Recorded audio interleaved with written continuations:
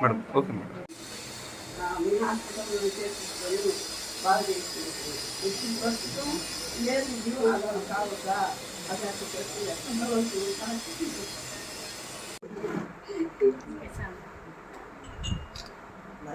సంతోషాలంతా vote రూపంలో చూపించాలమ్మా.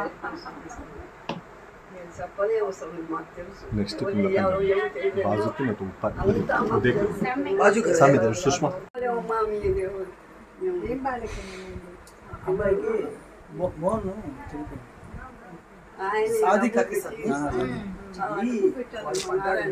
పడినప్పుడు వాళ్ళు ఏంటంటే కొంచెం అన్ని వాళ్ళు వచ్చేసి మా అబ్బాయికి ఆరోగ్యం బాగలేకపోతే ఈ అబ్బాయి పోయి ఆయన దగ్గర చాలా మంచి పేరు తెచ్చుకున్నారు.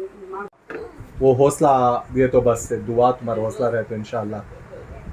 इनो का इनको बुला भाभी नहीं ये कहाँ है जरा ऑफ करो ये।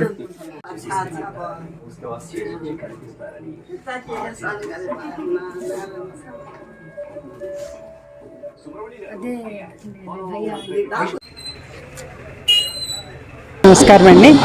ఈరోజు 43వ వార్డులో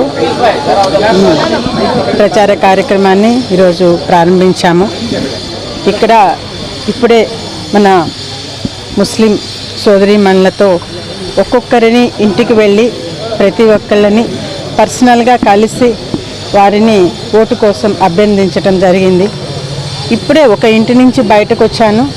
ఆ ఇంట్లో యువతి చాలా క్లియర్గా मम्मा एक चांस दे दिया है, हमने बहुत रॉन्ग डिसीजन किया है, एक चांस दे दिया है, अभी हमको मालूम हो गया, अब तो ये मिस्टेक फिर रिपीट नहीं करेंगे, आप भरोसा रखिए, आप ही जीतेंगे, हमारा वोट आपके ही लिए है।